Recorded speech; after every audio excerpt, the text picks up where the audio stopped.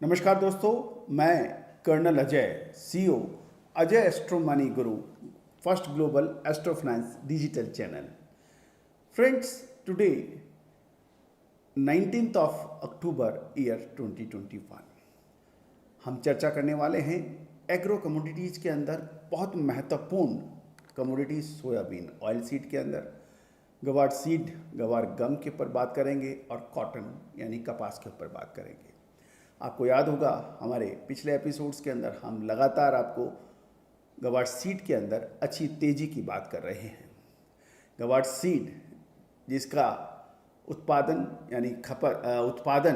यानी फसल के बारे में कहा जा रहा है कि ये गवार सीड की फसल इस बार बहुत कम बिजाई मानी गई है, क्योंकि पिछले लगातार कई सालों से गवार सीड के अंदर किसानों एवं कारोबारियों को निराश ही किया है।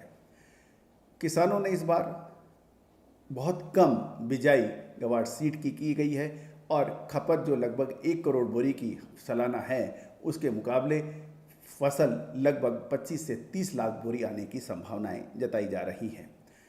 एक तो बिजाई कम, ऊपर से साउथ वेस्ट मानसून की मार ने भी गवार उत्पादक क्षेत्रों को बड़ा परेशान और हैरान किया है।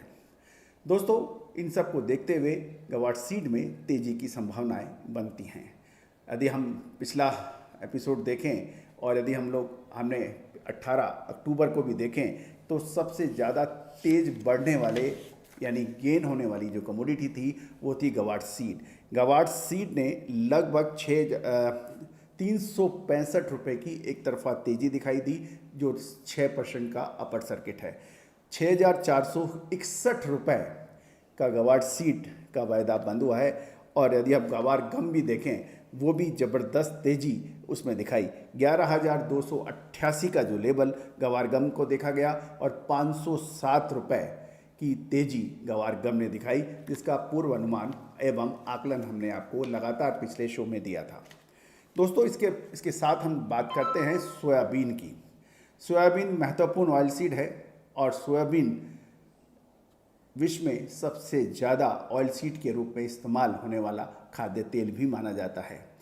सोयाबीन ने भी लगभग 181 रुपये की बढ़त 18 अक्टूबर को दर्ज हुई और यह 5510 के ऊपर बंद हुआ, जो लगभग 3.5% की तेज़ी है। गौरतलब है कि सरकार द्वारा सोयाबीन में इंपोर्ट ड्यूटी की कमी के बावजूद, सरसों के वायदे को NCDX में बैन करने के बावजूद ये एक बड़ी तेज़ी बहुत महत्वपूर्ण मानी जानी चाहिए।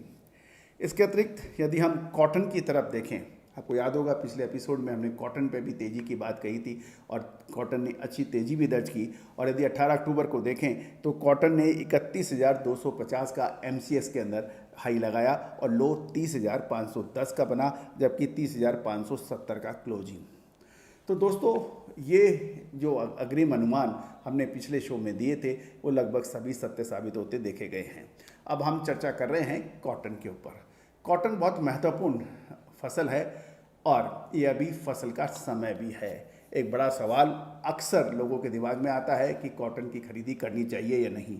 यदि आप सितंबर माह का हम आंकड़े देखें तो सितंबर माह में लगभग 25 से 28% की एक तरफा बड़ी तेज़ी कॉटन में दर्ज हुई थी, जिसका पूर्व अनुमान हमने सितंबर के फर्स्ट वीक में आपको अग्रिम दिया था।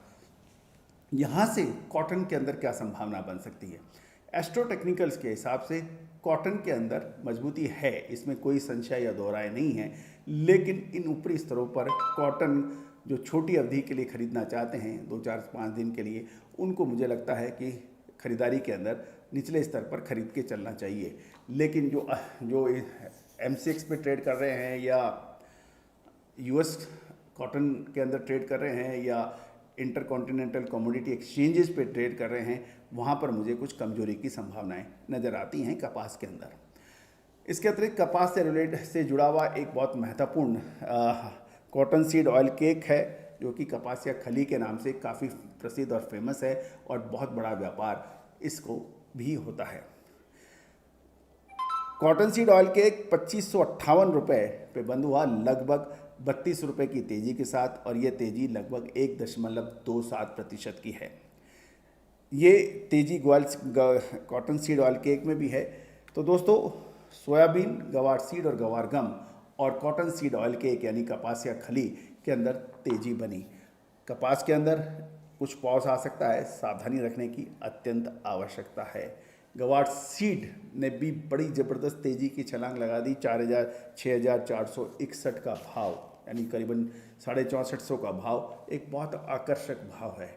कुछ थम सकता है, कुछ रुक सकता है। तो दोस्तों गवार सीड में क्या होगी बड़ी और तेज़ी?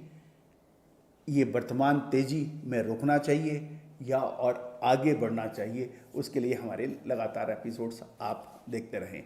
All the very best, good luck, happy trading.